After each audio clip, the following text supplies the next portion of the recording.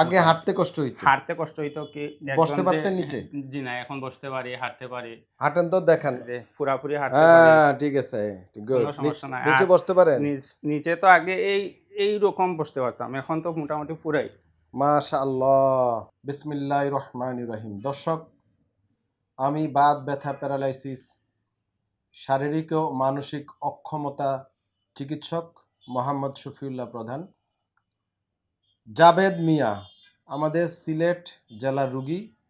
এই সিলেট হচ্ছে বাংলাদেশের অলিয়া আউলিয়াদের জায়গা। এখানে পৃথিবীর বিভিন্ন দেশ থেকে এই অলিয়া আউলিয়ারা এখানে আস্তানা করেছে এবং আরও কয়েকটা জেলা আছে যেটা আমরা যাই বিভিন্ন সিলেটে ঘুরতে এবং এই ঐতিহ্য দেখতে, নাকি? জি এই সিলেটের একটা আলাদা ঐতিহ্য আছে এবং সিলেট, হবিগঞ্জ, মৌলভীবাজার, সুনামগঞ্জ, শায়েস্তাগঞ্জ মানে যত আছে ওই জোন, প্রতিটা রুগী, ইভেন কি সিলেটি যারা ইংল্যান্ডে থাকে, ইউরোপে থাকে, তারপরে জার্মানি থাকে, ইটালি, ওই ইউরোপে তো এদের আবার আবাসস্থল। বাংলাদেশের ইংল্যান্ড এখন সিলেট দ্বারা নিয়ন্ত্রিত, একইভাবে ইটালি এখন শরীয়তপুর দ্বারা নিয়ন্ত্রিত। এর প্রমাণ আমার হাতে আছে আলহামদুলিল্লাহ। আমাদের দেশের লোকজন এই সকল দেশে এখন ভালো অবস্থানে আছে। তো এই সিলেট জেলার রুগীরা ব্যথা বুথা যা হয়, শারীরিক অক্ষমতা হইলে সবার আগে ডিপিআরসি চলে আসে, এসে পরীক্ষা নিরীক্ষা করে রোগ নির্ণয় করে এবং ভালো থাকে আলহামদুলিল্লাহ। আমার ইউটিউব দেখবেন, এই যে আমার নাম মোহাম্মদ শফিউল্লাহ প্রধান, এই ইউটিউব এবং ফেসবুকে শত শত হাজার হাজার রুগীর লাইভ ইন্টারভিউ আছে এবং রুগীর ঠিকানা দেওয়া আছে। এখান থেকে আপনারা দেখে নেবেন, শিখে নেবেন, শেয়ার করে দিবেন। এবং বাংলাদেশে যে চিকিৎসা ব্যবস্থা পুনর্বাসন, এটা সারা বিশ্বে এখন সমাদৃত। বিদেশিরা আমাদের ডিপিআরসিতে আসে, ইন্ডিয়াতে রুগী যাওয়া বন্ধ, আমাদের কাছে আসে উল্টা। আসাম, কলকাতা প্রায় রুগী আসে, দেখবেন ভিডিও আছে আমার চ্যানেলে। ওই অন্যরা আবার ওই বাংলা বুঝে না, তো এটা একটা সমস্যা। যদি বুঝতো তাহলে কেরালা, দিল্লি সব চলেই তো আলহামদুলিল্লাহ। আর ওই পাকিস্তানিরা, এরাও বুঝে না বাংলা, এরা মনে উর্দু ভাষায় পড়ে নাকি এরকম। তো যাই হোক, আমাদের এই রুগী কি হইলো, কি নিয়ে আমাদের কাছে আসছে সেটা আমি বলবো, আর রুগী কিভাবে ভালো হইলো রুগী বলবে। আমি শুধু রোগ নিয়ে কথা বলবো। উনি আমাদের কাছে যে সমস্যা নিয়ে আসছে মূলত অ্যানকাইলোজিং স্পন্ডিলাইটিস, একটা আর্থ্রাইটিস রোগ, যার কারণে ওনার দুই হিপ জয়েন্টে সমস্যা, ব্যথা, চলাফেরা করতে পারতো না। 2019 সালে অন্য একজন চিকিৎসক ওনার বাম হাঁটু থেকে পানি বের করছিল, পানি জমে যেসব রোগীর।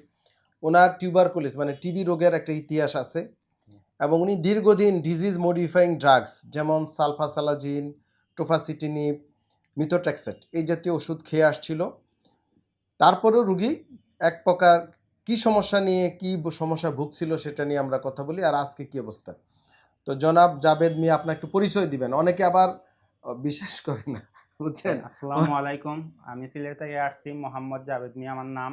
সিলেটের একটু হ্যাঁ। জায়গার নাম বলেন, আপনার বাড়ির নাম। সিলেট ফেঞ্চিগঞ্জ থানার, জেলা, জেলা সিলেট। আর গ্রামের নাম? গ্রামের নামে নূরপুর। নূরপুর। হ্যাঁ। এখন যদি ওনারে খোঁজেন এই চেহারার লোক জি, নূরপুরে পাবেন। গিয়া পাইয়া যাবেন। আর অনেকে আবার বিশ্বাস করে না, অনেকে মনে করে আমরা মনে হয় এই এআই দিয়ে রুগী বানায় ছেড়ে দিতেছি, জি না। মানে অবিশ্বাস নিয়া। আমি 6 বছর থেকে এই রোগে কোমরে, পায়ে, হাঁটুতে, এরপরে পায়ের গোড়ালিতে খুব ব্যথা, বসতে পারতাম না, উঠতে পারতাম না, দুইজনে ধরে আমাকে তুলতে হতো। আমি স্যারের ভিডিও মোবাইলে দেখে ডিপিআরসিতে আসি। আসার পর স্যারের সাথে আলাপ করে স্যারে বলছে যে 15 দিনের মধ্যে ঠিক হয়ে যাবে।